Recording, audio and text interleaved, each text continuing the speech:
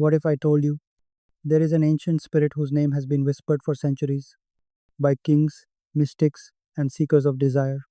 A spirit who doesn't force love but awakens desire. A spirit who doesn't control people but activates attraction. A spirit known as Prince Sitri. Today, we're not here to summon demons or do reckless rituals.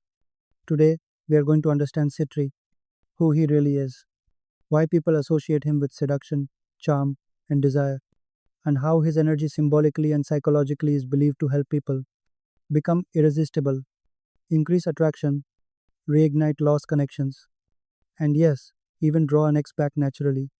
This video is for knowledge, awareness, and self mastery. So sit back, because once you understand Sitri, you'll never look at attraction the same way again. Prince Sitri is mentioned in ancient grimoires like the Ars Goetia, where he is described as a spirit connected to desire, lust, hidden attraction, emotional exposure, charisma, magnetic presence. But here's something important most people misunderstand.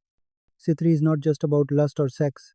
Sitri represents the force of desire itself, the invisible pull that makes someone think of you, miss you, feel drawn to you without knowing why. Ancient texts say Sitri can cause men and women to show themselves naked of heart. This doesn't mean physical nakedness, it means emotional honesty.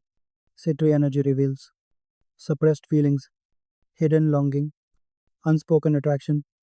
That's why Sitri is often linked to ex lovers, unfinished emotional bonds, and unresolved desire. Now listen carefully. In modern terms, Sitri represents desire psychology. Desire is not created by chasing, desire is created by presence. Think about this. Why do people suddenly miss someone who stopped chasing them? Why does silence attract more than begging? Why does confidence pull people back? Because desire works on subconscious energy, not logic. Sitri symbolizes emotional polarity, mystery, confidence without attachmentation, sensual self control. When people say Sitri helped me attract my ex back, what actually happened is this: they stopped operating from need and started operating from magnetism. And magnetism is deadly attractive. Let's talk attraction. Attraction is not about looks alone, it's about how you carry yourself. Sitri energy aligns with traits like calm confidence, slow speech, strong eye contact, controlled emotions, sexual restraint, inner certainty. When you embody this energy, people feel safe around you, but also drawn to you. You stop explaining yourself, you stop proving your worth, you stop chasing validation, and ironically, that's when people come closer. Sitri energy is about self contained desire. You don't want anyone desperately, you allow them to want you. That shift alone can change how an ex sees you. Here's a truth most people don't want to hear: your ex didn't leave because love disappeared. They left because desire faded. Love can exist without desire, but desire cannot exist with emotional pressure. Begging kills desire, explaining kills desire, chasing kills desire. Sitri energy reactivates desire by doing the opposite. It creates emotional distance, mystery, inner strength, sexual polarity, emotional independence. When your ex senses you're not emotionally dependent anymore, their subconscious panics. They start remembering how you made them feel, the emotional safety, the attraction they once had us. That's why many people report. My ex contacted me suddenly. My ex started stalking my profile. My ex asked how I'm doing. This is not magic. This is desire psychology, symbolized through Sitri. In the Ars Goetia, Sitri is the 12th spirit, a great prince of hell. Traditionally, he appears with the head of a leopard and the wings of a griffin. But here's the fascinating part: upon request, he takes the form of an incredibly beautiful human. Sitri governs the domain of lust, desire, and truth. Unlike other spirits who deal with general love, Sitri is about the fire. He stirs the blood. He is known to cause men to love women and women to love men, and to make them show themselves naked if desired. Wait, let's get real for a second. In modern practice, showing themselves naked isn't just physical, it's emotional. Sitri strips away the masks. He reveals the hidden desires your ex is trying to hide. He reveals the secrets of the heart. If you want a relationship built on raw, honest attraction, Sitri is your architect. Before we talk about your ex, we have to talk about you. You cannot attract a high value connection if your own frequency is set to desperate. Working with Sitri acts like an aura polish. His energy helps you project confidence. He removes the social friction that makes you feel awkward. Enhance physical presence. People often report that when working with Sitri, they start getting more compliments on their eyes, their scent, or their vibe. The siren call. He helps you project a specific type of allure that makes others feel seen and drawn in simultaneously. Sitri is a master of reflection. Every night for 7 nights, look into a mirror. Don't look at your flaws. Look into your own eyes and visualize your ex looking back at you through those eyes. Whisper to the mirror, in every reflection you see me. In every shadow, you want me. This uses Citri's power to reveal secrets by planting your energetic signature into the target's subconscious. They will start dreaming about you. They will see someone on the street who looks like you. This is Citri at work.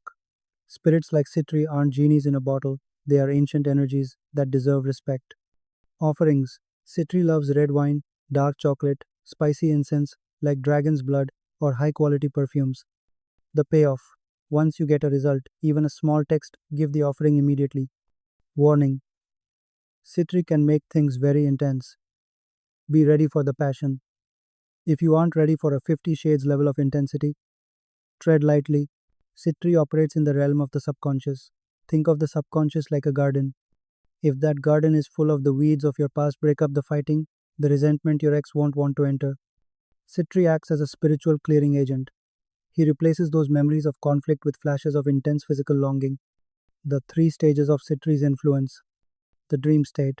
Your ex will likely start dreaming of you, not just regular dreams, but vivid, sensory heavy dreams where they can smell your perfume or feel your touch. The synchronicity phase, they'll start seeing your name everywhere. They'll hear your song in a grocery store. This is Citri's way of making your signature unavoidable. The impulse. Finally, Citri creates an itch that can only be scratched by contact. This is when that hey, I was just thinking about you text arrives. If you are serious, you don't just do one ritual and stop. You build a current of desire. Here is the 7-day breakdown for your Citri work. Day 1. The introduction. Light your red candle. Draw Citri's sigil by hand. This creates a neural link between your hand, your intent, and the spirit. Day 2. The glamour. Focus on yourself. Ask Citri to burn away your insecurities. Bathe in sea salt and hibiscus or rose petals. Day 3. The mirror work. As mentioned earlier, look into your own eyes. Command the attraction. Feel the heat of Citri's presence behind you. Day 4. The anchor. Take an object your ex gave you or something that reminds you of them. Place it on the sigil. Charge it with the N. Lira Kalora Wafer Citri. Day 5. The silent night. No social media. No checking their profile. Sit in the silence. Let Citri work without you tugging at the energy. Day 6. The opening. This is the night of the heavy offering. Give the wine, the chocolate, or the incense. Be grateful as if the result has already happened. Day 7. The release. Burn the sigil safely to release the energy into the universe. If you hold on to it too tightly, the energy can't travel to them. I have to be honest with you. If you are constantly checking your phone, crying over their Instagram, or begging the universe to bring them back, you are projecting lack. Citri is a prince of abundance and lust. Lust doesn't beg, lust demands and expects. The walk away method. After you finish your work with Citri, you must act like someone who knows they are the most desirable person on the planet. If you were truly magnetic, would you be worried about a text? No. You'd be busy living your life, knowing the prey always comes back to the hunter. When you stop needing them, Citri has the room to make them need you. Long term, working with Citri changes your social DNA. You'll find that strangers hold doors open for you longer. Service at restaurants gets better. People lean in when you speak. This is because you've integrated the prince's essence. You've realized that attraction isn't something you do, it's something you are. Citri is the key that unlocks that door, but you have to be the one to walk through it. A quick word on spiritual hygiene. Be clear, Citri is literal. If you ask for passion, don't be surprised if things get messy and intense. The offering. Never promise an offering you aren't prepared to give. If you promised a bottle of expensive bourbon, don't give him a cheap beer. The license to depart. Always end your sessions by thanking the spirit and telling them they are free to go and fulfill your request. You have the tools.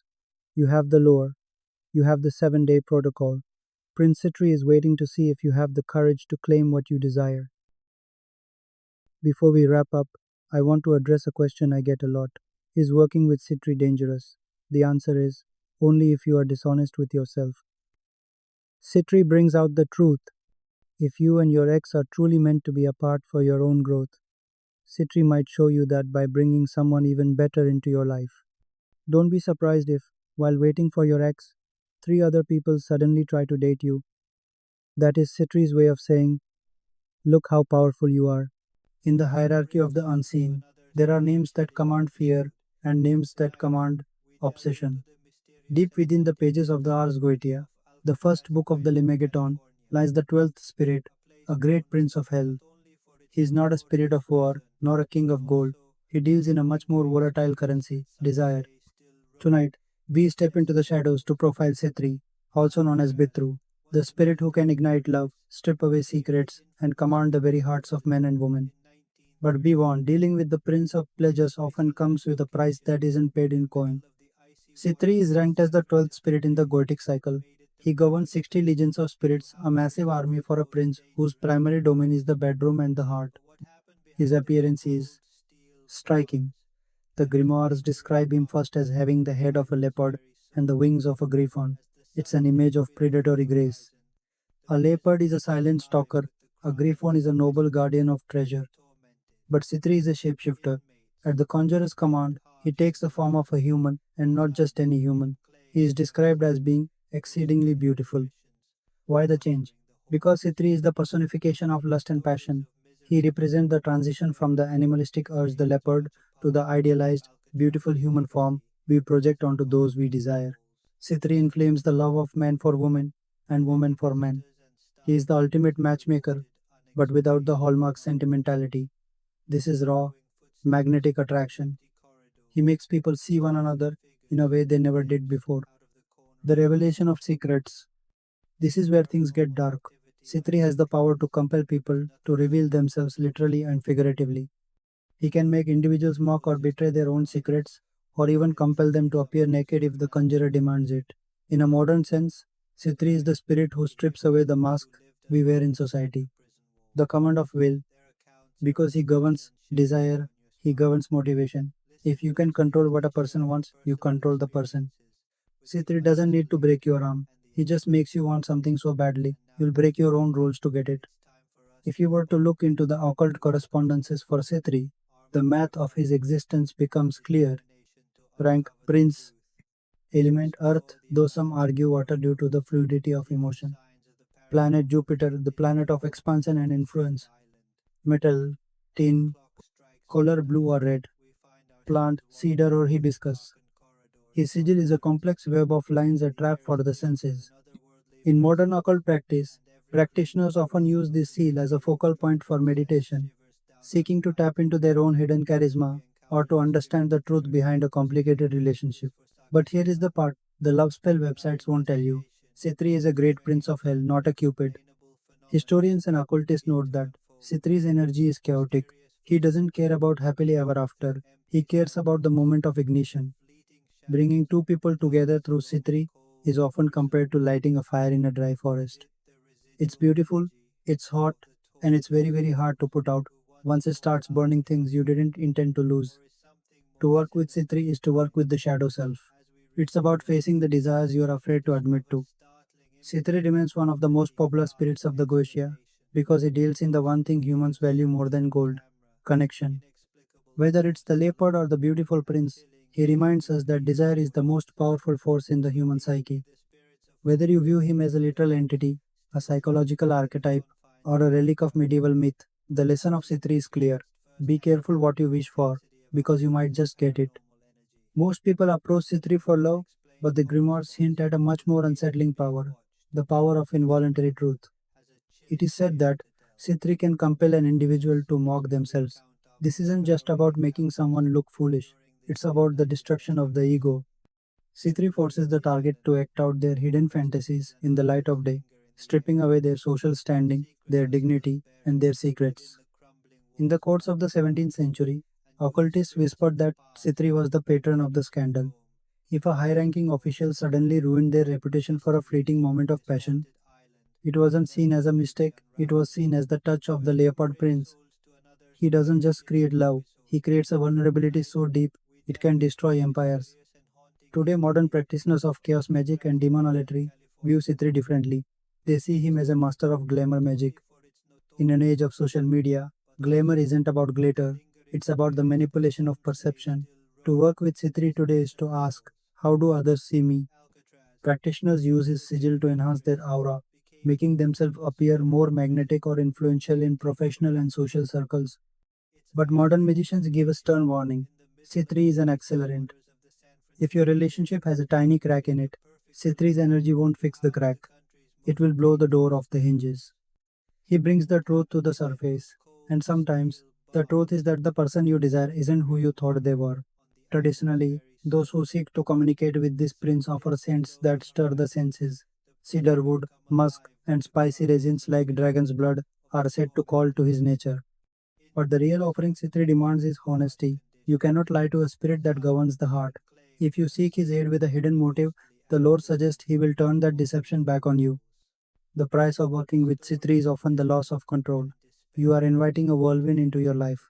Are you prepared for the person you desire to actually see the real you? C3 strips everyone naked spiritually and physically. There is nowhere left to hide. So we return to the question, is C3 a demon of the pit or a mirror of our own deepest longings? Perhaps he is both. He is the flame that lights the path to another person, but he is also the fire that can burn the house down. Before you go, look at his sigil one last time. Notice the complexity, the sharp turns, the hidden center. It is a map of the human heart, beautiful, dangerous, and impossible to fully master. To truly understand Sitri, we have to look further back than the 17th century grimoires. The spirits of the Gotia didn't appear out of thin air. They are often echoes of older, pagan deities that were reclassified during the rise of the church. Some scholars link Sitri to the darker aspects of Eros, not the chubby cherub we see on Valentine's Day, but the primordial Greek Eros, a force so powerful it could unhinge the minds of gods and mortals alike. Others see flashes of the Egyptian god Set or the Babylonian Ishtar in his more chaotic, lust driven attributes. Why does this matter? Because it tells us that Sitri represents a universal constant. Long before he was the 12th spirit, he was the force that drove soldiers to desert their posts and kings to trade their crowns for a kiss. Sitri is the old god of the pulse, the heartbeat, and the fever dream. Let's look at the sigil itself. In the occult, a sigil is a telephonic number to the subconscious. But look closer at Sitri's design. Notice the interlocking loops. In sacred geometry, these represent the entanglement of two souls. They aren't clean circles, they are pulled and stretched, suggesting the tension and tug of war inherent in intense passion. The sharp vertical spikes at the top and bottom symbolize the as above, so below principle that the physical act of desire is inextricably linked to a spiritual transformation. If you stare at the center of the sigil for long enough, the lines seem to shift. This is intentional. It's designed to induce a light trance. Throughout lowering the barrier there are between your moments of conscious madness mind of and the heart Prince that of bear Pleasures. Citri's signature. Consider those who have thrown away everything wealth, family, and safety for a single person who eventually became their ruin. Occultists call this the Sitri fever. It is the sensation of being possessed by a need that defies logic. When we see these patterns in history, we see the 12th spirit at work. It provides the glamour that blinds the victim to the consequences. This is his primary irony. Sitri gives you exactly what you want, but he removes the wisdom required to handle it. He is the master of the tainted wish. We often associate Sitri with the low desires of the flesh, but his rank as a prince connects him to the high influence of Jupiter. In the occult, Jupiter is the planet of expansion, growth, and excess. For those who study the path of the prince, the atmosphere of the work is everything. Sitri does not respond to the sterile or the cold. He is a spirit of the sensory. Traditional records suggest his presence is often preceded by a sudden shift in the room's temperature, a heat that has no physical source. Some practitioners report the scent of expensive perfume or musk appearing out of thin air. This is the Sitri vibration. It is the art of glamour. To truly understand him, one must understand that he operates on the frequency of anticipation. The moment before a secret is told, the moment before a first kiss. Sitri lives in that electric tension. He is the master of the threshold, the point of no return where the heart decides to jump into the unknown. To truly master a spirit, you must master their name. Sitri is often called Bitru in the earlier manuscripts of the Pseudomonarchia Daemonum. But where does this name come from? Some occult linguists point to the Hebrew root batar, meaning to cut asunder or to divide. This is a fascinating contradiction to his role as a uniter of lovers. It suggests that Sitri's true function is to cut away the inhibitions, the social structures, and the logic that keep two people apart. He is the great divider. He divides the mind from the heart. He divides the person from their secrets. By understanding Bitru as a cutter, we see that his love isn't a hug, it's a surgical strike against the barriers of the soul. He carves away your defenses until you have no choice but to feel. Sitri, the 12th spirit of the Goitia, a prince of hell who commands 60 legions, a demon feared for his ability to ignite desire, and respected for his power to influence the human heart. Today, we explore the ancient summoning methods, traditional offerings, and the precautions magicians have recorded for centuries. Not to encourage worship, but to educate, to document, and to reveal what occult texts truly say. In the Lesser Key of Solomon, C3 appears first as a leopard headed man with griffin wings, symbolizing primal desire and aerial intellect. When commanded, he transforms into a beautiful human, reflecting the seductive nature he governs. His domain: attraction, lust, charisma, emotional influence, magnetic presence. This is why many ancient occultists approach C3 not for love, but for power over desire itself. According to demonological research, C3 is invoked for three primary reasons. 1. To strengthen personal magnetism, not manipulation but enhancing confidence, presence, and aura. 2. To awaken suppressed desires. C3 reveals what the heart avoids, bringing clarity through intensity. 3. To influence attraction energetically. Historically, this was seen not as puppeteering others, but as tuning one's own energy field. Summoning C3 is never about forcing love, it is about uncovering and commanding the currents of desire.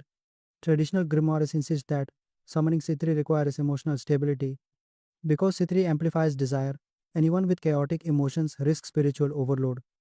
Before attempting any contact, practitioners historically prepared by grounding the mind, meditation, controlled breathing, or a silent fast, cleansing the ritual space, using incense like frankincense, myrrh, or dragon's blood, writing the intention clearly, because C3 amplifies whatever exists in the subconscious. Unclear desires equals unpredictable results. Magicians use two primary methods. Method 1: Sigil path working. No physical ritual. Sigil illuminated with slow pulsing glow. In this method, the practitioner meditates on C3 sigil while visualizing fire or passion. Breathing slows. The mind enters a trance. The sigil becomes a gateway to the subconscious. This method is the safest used by modern occultists for psychological exploration. This is the method described in the Ars Goetia. A protective circle is drawn. C3's sigil is placed inside a triangle. Three candles, red or black, surround the triangle. A conjuration chant is recited. Narrator: most historians agree. This isn't about forcing a demon, it's about aligning consciousness with an archetype. The triangle represents focused intention. The circle represents psychic protection. C3's offerings are symbolic, not sacrificial. Traditional records list offerings connected to desire: red candles, cinnamon incense, rose petals, perfumes or oils, vitality, wine, dark chocolate, honey, aesthetic beauty, art, poetry, music. These offerings represent the human emotions C3 governs. They are used to set the atmosphere, not to feed any entity. Summoning C3 even symbolically isn't for beginners.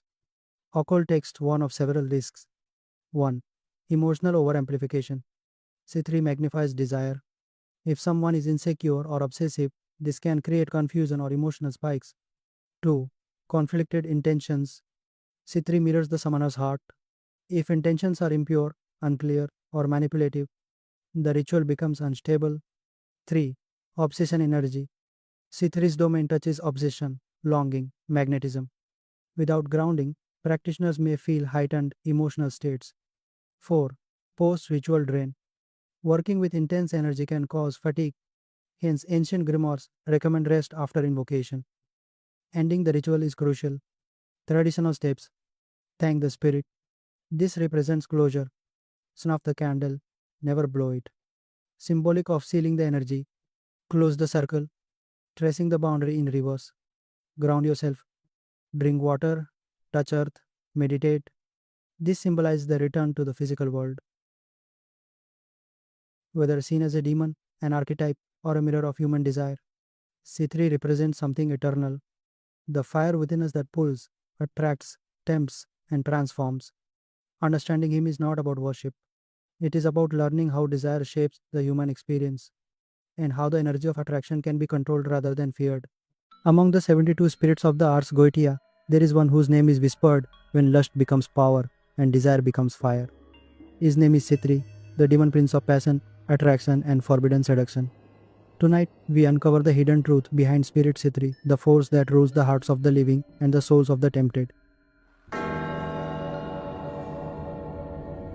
Sitri is known as the 12th spirit of the Ars Goetia, a great prince of hell commanding 60 legions of infernal entities.